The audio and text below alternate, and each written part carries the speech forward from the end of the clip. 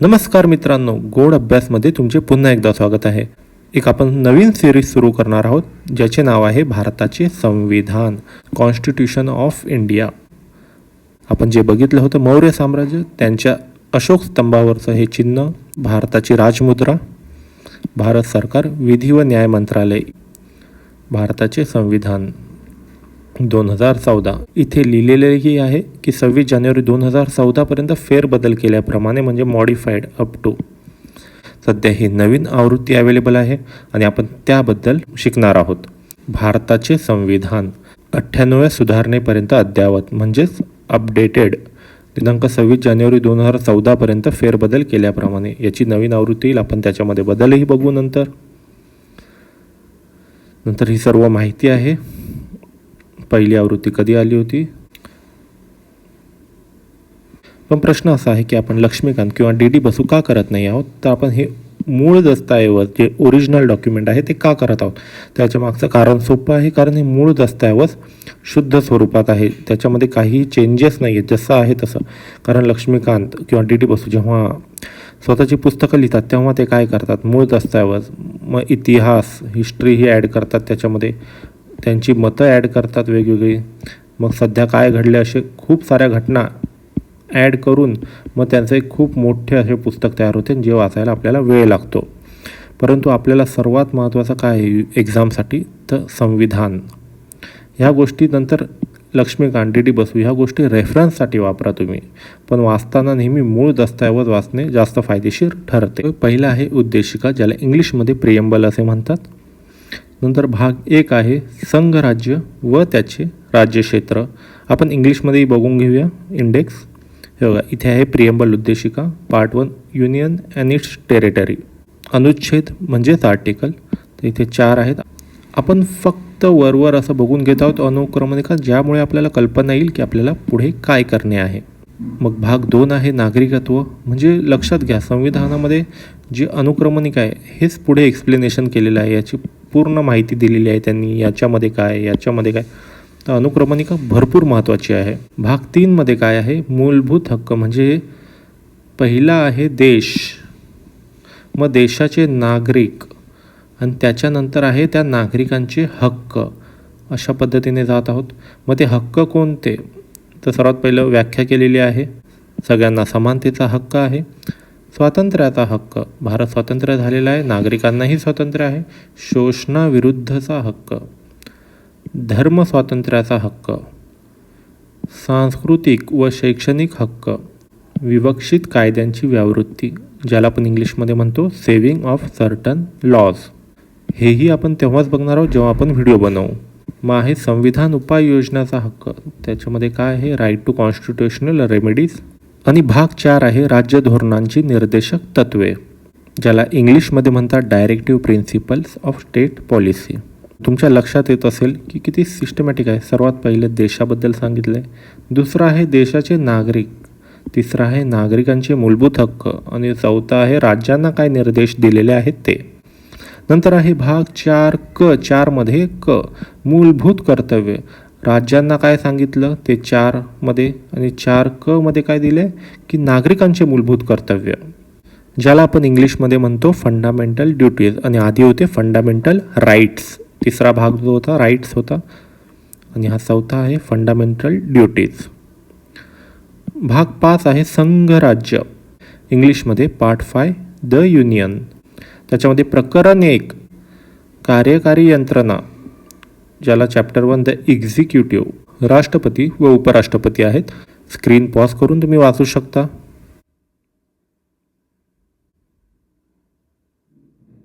नंतर आहे मंत्रिपरिषद, ज्याला आपण काउन्सिल ऑफ मिनिस्टरही म्हणतो. त्यानंतर एक्झिक्युटिव्हमध्ये आहे भारताचा महान्यायवादी, इंग्लिशमध्ये अटॉर्नी जनरल फॉर इंडिया. नंतर सरकारी कामकाज चालवणे, इंग्लिशमध्ये कंडक्ट ऑफ गव्हर्नमेंट बिझनेस. नंतर प्रकरण 2 सुरू होतं. प्रकरण 1 कार्यकारी यंत्रणा, तसे प्रकरण 2 आहे संसद, इंग्लिशमध्ये ज्याला पार्लमेंट असे म्हणतो, ज्याच्यामध्ये सर्वसाधारण, इंग्लिशमध्ये जनरल.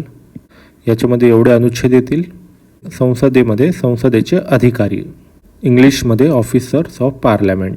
नंतर आहे संसदेचे कामकाज चालवणे, सदस्यांची अपात्रता, सदस्य जे संसदेमध्ये बसलेले आहेत सदस्य कोण आहेत ते आपण पुढे बघू.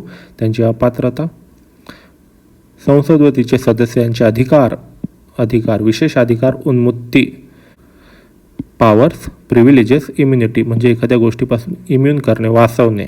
संसदेची वैधानिक कार्यपद्धती एवढे आहेत.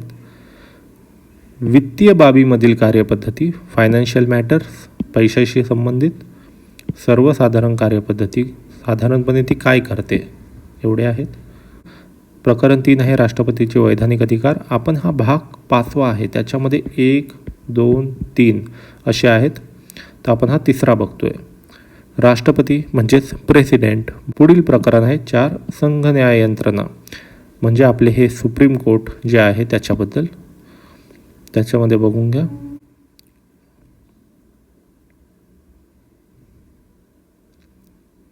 प्रकरण 5 ज्याच्यामध्ये आहे भारताचा नियंत्रक व महालेखापरीक्षक, controller and auditor general of India, CAG. मग सुरू होतोय भाग 6. भाग 5 केंद्राचा होता. भाग 6 राज्यांशी संबंधित आहे. प्रकरण 1 सर्वसाधारण आहे, व्याख्या केलेली आहे, व्याख्या आहे त्याच्यामध्ये. प्रकरण 2 कार्यकारी यंत्रणा, जे भाग 5 मध्ये आहे ते भाग 6 मध्ये त्यांचे प्रकरणांची नावं सारखीच आहेत, कारण तिथे जी व्यवस्था आहे तीच भाग 5 मध्ये जी आहे ती 6 मध्येही आहे. तिथे राष्ट्रपती होता, इथे राज्यपाल आहेत. इंग्लिशमध्ये त्यांना राज्यपालांना गव्हर्नर असे म्हणतात.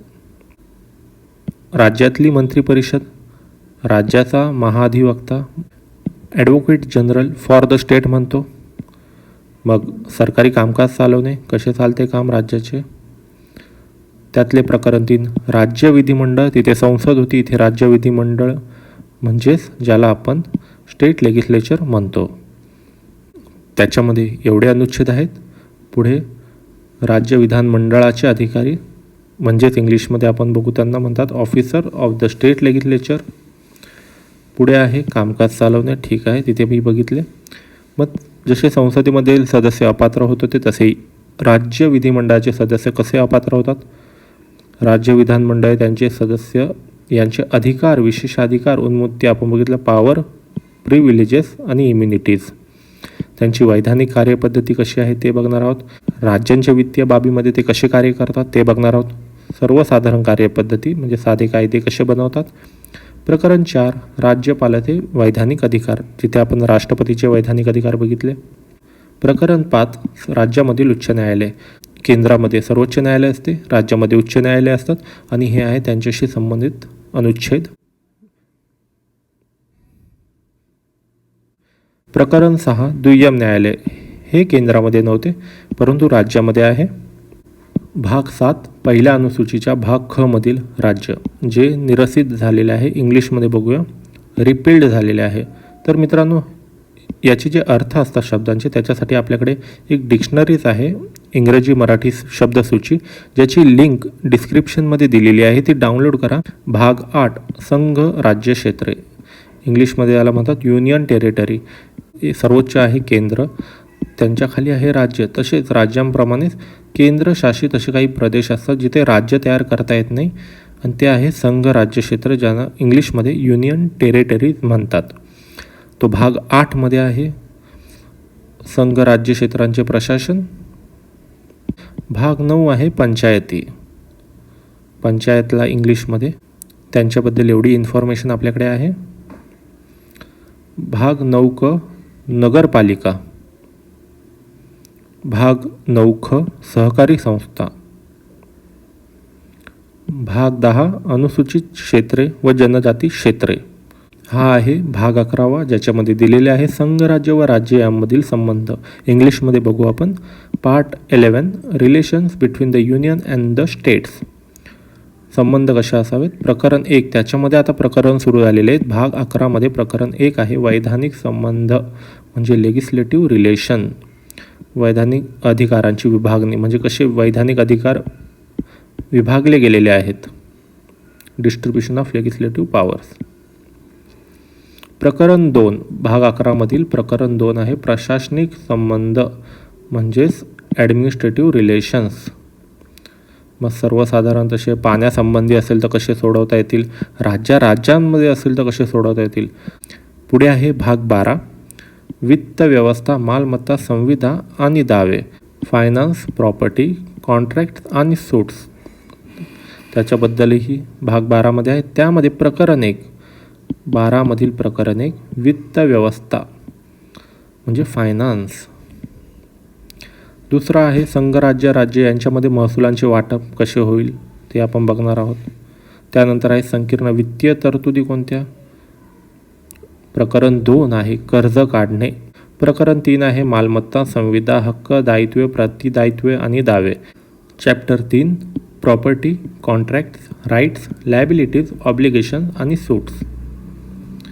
पुढे जाऊया. मालमत्तेचा हक्क आहे प्रकरण 4. आता भाग 13वा भारताच्या राज्य क्षेत्रातील व्यापार, वाणिज्य आणि व्यवहार संबंध म्हणजेच trade, commerce, intercourse within the territory of India. आता भाग 14वा संघराज्य आणि राज्य यांच्या नियंत्रणाखाली असलेल्या सेवा. यांच्या नियंत्रणाखाली कोणत्या सेवा आहेत. प्रकरण 1 सेवा. आता आपण बघू मग पुढे सेवा कोणत्या असतील त्याच्यामध्ये. प्रकरण 2 आहे लोकसेवा आयोग म्हणजेच पब्लिक सर्व्हिस कमिशन. भाग 14 क न्यायाधिकरणे. नंतर भाग 15 सुरू होतो महत्त्वाचा निवडणुका, इलेक्शन. त्याच्या पुढे भाग 16 आहे विवक्षित वर्गासंबंधी विशेष तरतुदी. भाग 17 राजभाषा. राजभाषा त्याच्यात प्रकरण 1 संघराज्याची भाषा. प्रकरण 2 प्रादेशिक भाषा. प्रकरण 3 सर्वोच्च न्यायालय, उच्च न्यायालय इत्यादींची भाषा. प्रकरण 4 विशेष निदेशक तत्व. हे आहे स्पेशल डायरेक्टिव्ज. याच्याबद्दल पण आपण माहिती घेऊ. भाग 18 आणीबाणी संबंधी तरतुदी म्हणजेच इंग्लिशमध्ये आहे इमर्जन्सी प्रोव्हिजन्स. नंतर आहे भाग 19 संकीर्ण. भाग 20 संविधानाची सुधारणा. हे एक महत्त्वाचं प्रकरण आहे. भाग 21 अस्थायी, संक्रमणकालीन व विशेष तरतुदी टेम्पररी, ट्रान्झिशनल अँड स्पेशल प्रोव्हिजन्स. भाग 22 आहे संक्षिप्त नाव, प्रारंभ, प्राधिकृत हिंदी पाठ व निरसने. Short title commencement, authoritative text in Hindi and repeals. त्याच्यानंतर अनुसूच्या तयार होणार आहेत. पहिली अनुसूची, ही दुसरी अनुसूची ज्याला आपण इंग्लिशमध्ये शेड्यूल म्हणतो. मराठीमध्ये अनुसूच्या. पहिली अनुसूची, मग हे 2 येतात त्याच्यामध्ये. दुसरी अनुसूची, तिसरी, चौथी, 5वी, 6वी, 7वी, 8वी, 9वी, 10वी, 11वी, 12वी असे एकूण 12 अनुसूची आहेत. ते काय आहे ते आपल्याला व्हिडिओमध्ये समजणारच आहे. मग परिशिष्ट म्हणजे ज्याला इंग्लिशमध्ये अपेंडिक्स म्हणतो. 2 परिशिष्ट आहेत आपल्याकडे. आणि अशा पद्धतीने भारताची अनुक्रमणिका आपण पाहिलेली आहे. याच्या पुढील व्हिडिओमध्ये आपण बघणार आहोत सर्वात महत्त्वाचा दस्तऐवज, सर्वात महत्त्वाचा टॉपिक हा आहे उद्देशिका, ज्याला आपण इंग्लिशमध्ये म्हणतो प्रिएम्बल. तर मित्रांनो भेटूया पुढच्या व्हिडिओमध्ये.